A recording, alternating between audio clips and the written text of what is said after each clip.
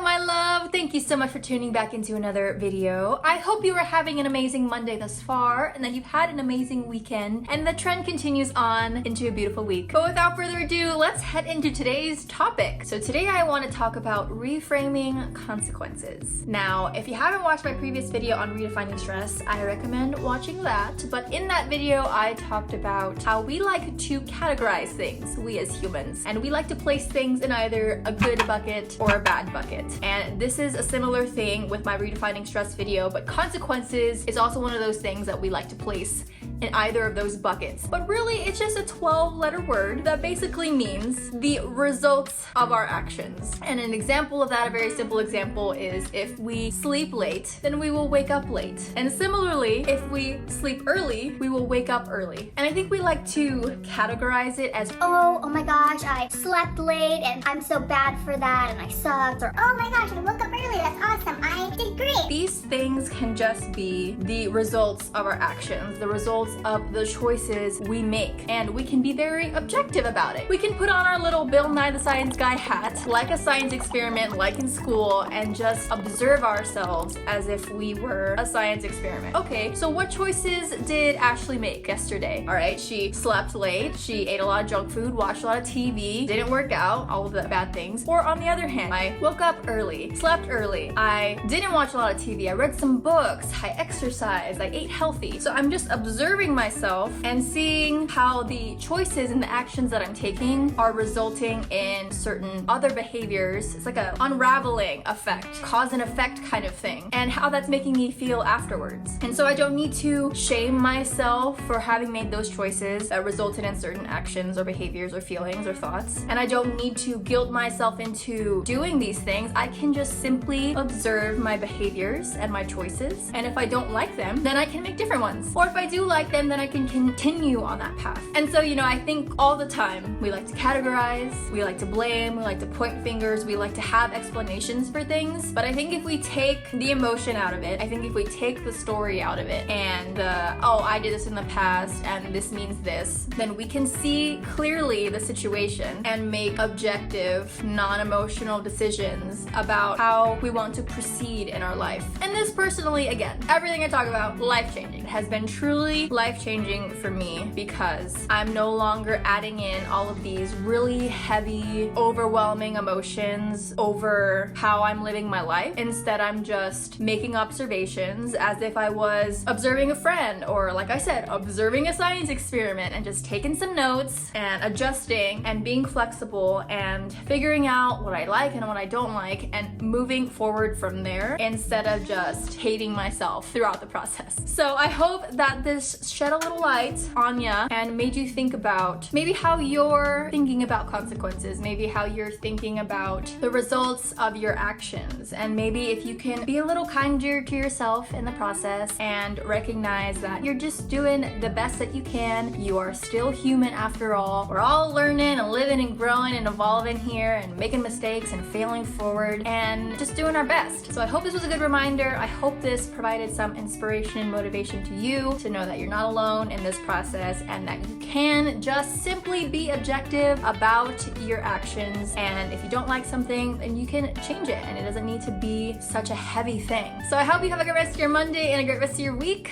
And until next time, bye.